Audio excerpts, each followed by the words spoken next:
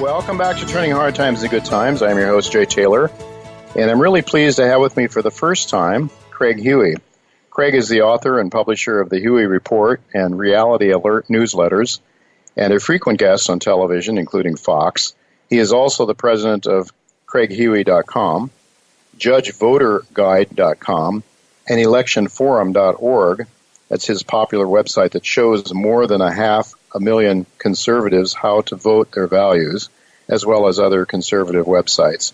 Craig also is involved in evaluating judges on what is the most important issue of all regarding jurisprudence in the United States, namely whether judges are strict constructionists or judicial activists.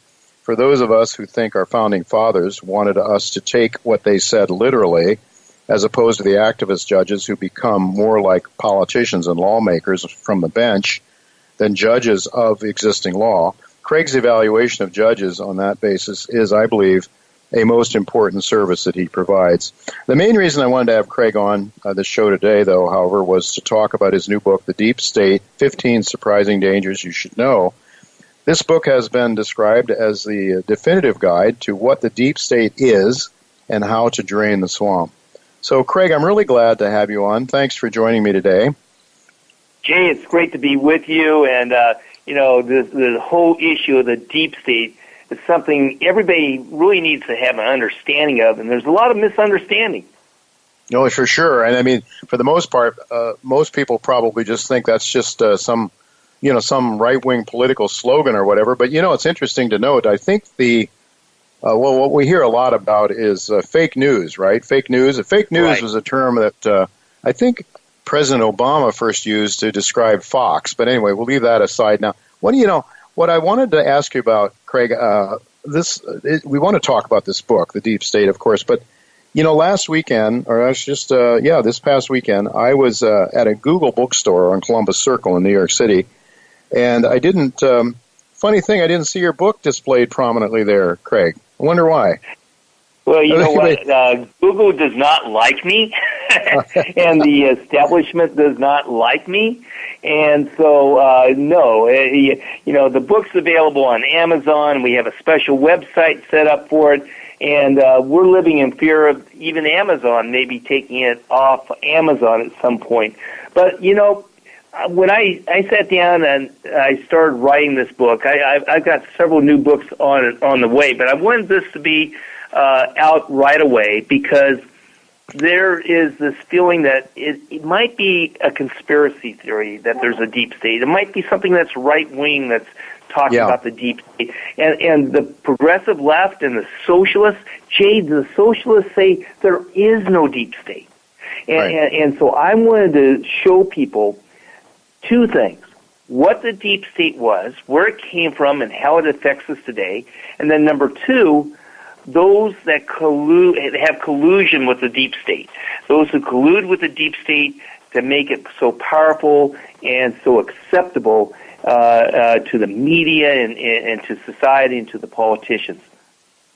Yeah, it's just sort of funny. The socialists say there is no deep state. I had known a lot of Italians around New York City who always said there is no mafia. So it's a kind of... Yeah, that's very good.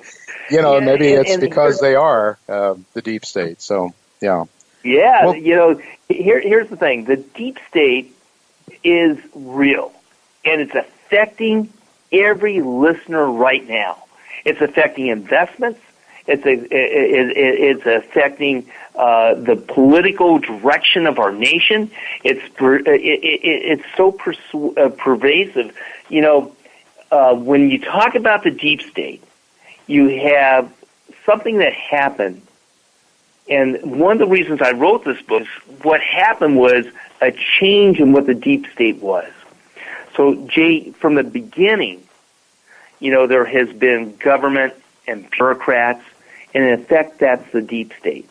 The term the deep state actually came from Turkey during the Ottoman Empire of the infrastructure that held together a chaotic government. But the deep state itself right now is the bureaucracy. You're talking about $4 trillion of federal spending. the historic budget deficit that we have and what have you. All these employees. This is the bureaucracy, and with the bureaucracy has three main points. One, to justify its existence. Two, to grow itself. Three, to try to hide and be non-transparent, non-accountable. But recently, thanks to President Obama, it has a fourth part of it, and that is that the deep state is there to transform society, and in this case, because of the Obama appointees, to transform it into a socialist government. Mm-hmm. Well, there's certainly that's been going on for a long time now. The founding fathers of our country, they had this notion that the less government is the best government. That would mean the least bureaucracy, the less bureaucracy. The least government, the less bureaucracy you would have. And so you would have less of a deep state or less of a... It seems to me, Craig, that so much is going on in terms of regulation, not legislation. So the Congress creates bureaucracies, entities that are created by Congress to make decisions, whereas the congressmen themselves then are far removed from any sort of political decisions that might cost them votes. Is that your read on it? It really is. There's a number of reasons why we see this bureaucracy building and growing, and besides the fact that that's what a bureaucracy does, Congress has allowed it.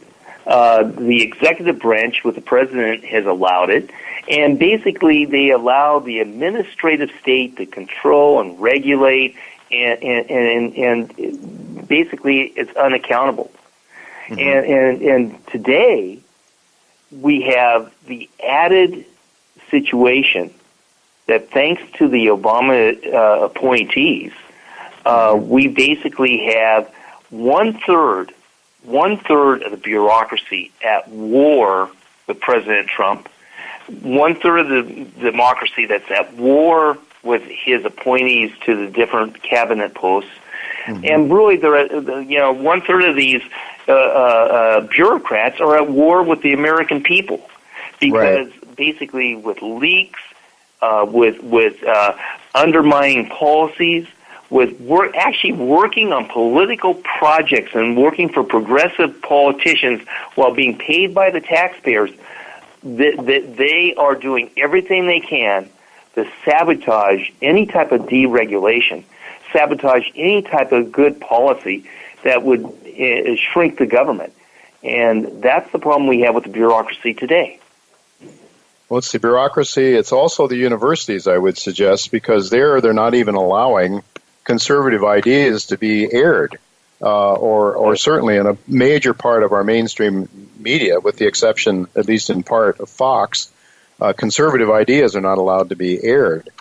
So absolutely, it seems to me that it's been a long time coming. The struggle we have in America. You pinpointed the fact that the founders of America, they tried to create a protection against human nature, where mm-hmm. human nature that would have self-interest overcoming public good, and so they set up layers of the judicial, the executive, the legislative, all trying to prevent this idea of a big government, trying to prevent any type of entity to become too powerful. Mm-hmm. And unfortunately, the bureaucracy has gotten way out of hand, out of control, and today it's a law unto itself. And mm-hmm. the universities feed into it, the media feed into it, even the lobbyists feed into it. The lobbyists want to see a bureaucracy, and one of the reasons the lobbyists are so at war and in collusion with the deep state is because President Trump is the first president who's never been controlled by so many of the lobbying influences of money and power, and so many of the appointees that he has made to these cabinet posts have been on a path of deregulation and downsizing the size of government, completely contrary to what the universities, the media, K Street lobbyists, none of them want to see that happen. This is a cancer that has been growing for some time, and, I'm old enough to see the evolution of it. It had started certainly a long time ago. I would argue that to a great extent it got started with the creation of the Federal Reserve and the IRS in 1913, World War I, then that allowed us to get into World War I, then the socialization of banking losses that we saw really put into practice 2008, 2009, after the big banks lost so much money, they left the taxpayers pay for it. Yes, they created money out of nothing, thereby diluting the value of the dollar on behalf of very average Americans. And but it seems to be something that's been in the making for some time. Craig, why do you think this has happened? Is it an educational system? I mean, to me, as I look at it, I find very few people that understand how capitalism works and why and how it creates wealth. They don't see that. It's very easy for people to understand that if the government takes from, some really rich guy and gives it to some immigrant coming over the border, that somehow that makes things all good. But they don't understand where that rich guy got his money to start with. Is it a big problem? It seems to me a big problem is the fact that our educational system isn't teaching people anything about capitalism, only really teaching them lies about capitalism almost. Well, Jay, that's one of the reasons I wrote my book. I wrote the book, The Deep State, 15 Surprising Dangers You Should Know, because I wanted to explain why bureaucracy and socialism is a failure, and why capitalism and liberty is the answer to society's problems and to economic prosperity and to be basically a better society. And that indeed socialism is an evil, a moral and ethical evil, and we're on the path to that evil. We're on a road to serfdom, basically. And when you talk about the schools, it's not just the universities. I mean, the universities are a teaching, mobilizing unit to teach socialism, basically. If I sent my kids to secular universities. What I know now, I should have sent them to Christian universities, and you can't. And it's not just only public. I mean, American University. I sent my kids to the American University. Almost the entire faculty were socialists, but it goes down to the high school level, and goes down to the junior high, and goes down to the elementary school level. If there's parents and grandparents who have kids in grade school, in junior high, or middle school and high school, basically what they're doing is being indoctrinated into socialism. I remember with my kids back around, maybe 2001, 2002, 2003, the kids talking about basically what is now called the Green Deal. My kids were talking basically about how good socialism is and that communism was okay. It was just that the communist leaders did some mistakes. And total disbelief that Nazism and it was basically the National Socialist policy. Absolutely. And that millions of people were killed in China and Russia under it. They were not taught any of this.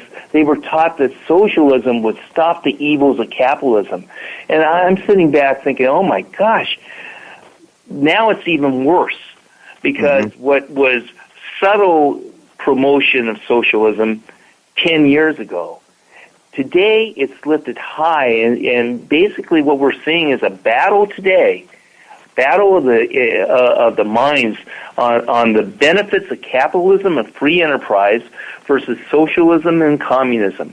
What we're doing today is having a conflict between those who believe in freedom and liberty versus those who believe in statism and collectivism. And it's a massive battle of the mind, and that's why, especially in the last two chapters of my book, I laid out the case against socialism. I laid out what's wrong with socialism, why it is contrary to human nature, why the founders of our republic developed something that would stop this type of coercion against the individual, legalize theft against people who produce, and why it crushes innovation. So every one of your listeners today, whether they want to or not, they're going to be faced with people who think socialism is the best policy. And they're going to hear candidates, whether the candidate is like Bernie Sanders and says socialism, or like Tom Steyer or Elizabeth Warren, who advocate socialism but may not use the word. They have to be able to know how to articulate a defense of freedom and capitalism. Yeah, I think you, when you said that it's forced or legalized theft, I think you made the case for why it's an evil system. The idea of, first, one of the Ten Commandments, of course. Of course, they want to get rid of the Ten Commandments as well, because they don't believe that it came from God. They believe that it's just something someone made up, and they don't see any reason why. Because they want to say that in certain cases it's good for a thug to take wealth from one and give to someone else. The government being the thug, of course, and that's really what it is, isn't it? Isn't it, Craig? It's forced thievery. It's thuggery in a way. Our founding fathers understood that the most evil, pernicious entity that is possible is the government if it's given too much power. And Jay, it also involves envy. The Word of God, envy, right? The Bible talks about how horrific and contrary to the biblical worldview envy is, and the politicians are using the concept of envy, and basically socialism is pitting one person against another based upon envy, and which is completely contrary to freedom. And freedom basically recognizes that God gave inalienable rights to each individual, and that each individual should have equal opportunity, not forced redistribution, and that each individual made in the image of God is endowed by their Creator with certain inalienable rights, among these life, liberty, and the pursuit of happiness.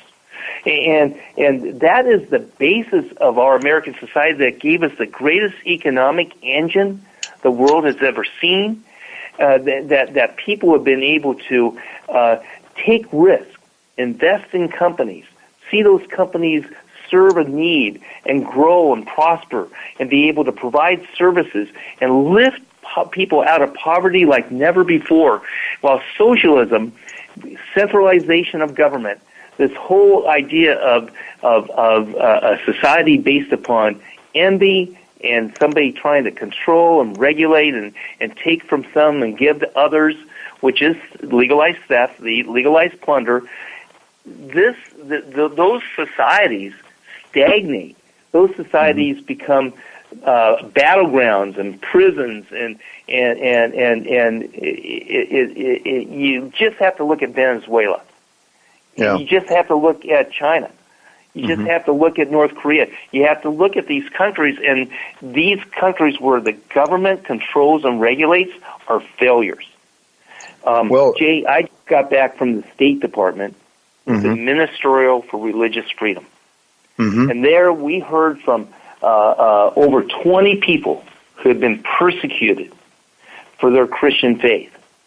And we heard story after story, and these were governments that were basically socialist governments. It was a genocide against Christians. And in China, we have a socialist country that is basically so horrific in spying on controlling its people that the trend today, you talk about the book 1984, Jay. Right. The trend today is that you're going to have less people in prison, but you're going to have more people marginalized. For example, let's just take the Christian today in China. They have cameras in churches. They have spies everywhere. they have the technology of facial recognition that you get social points, either positive or negative. And these social points are how much income you get, what type of education you get, what type of jobs you get. And if you're on the lower end, you're going to get nothing. It's like being in prison.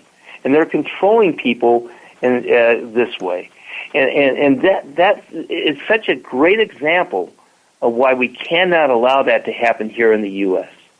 Well, and Craig, when you think about it, whether it's Kamala Harris or Bernie Sanders or any number of the Democrats that are running, they're basically in compliance with that thought process, I believe, the Chinese thought process. They may not say so because they need to get enough voters, but in essence, their philosophy would seem to be in tune with that, and it seems to me that, that we're not immune from that sort of thing happening here. We are not. And just like the governments want to stifle anyone of faith, and in China they stifle Christians, which are millions of people, churches being torn down. They also stifle Muslims and other religious minorities.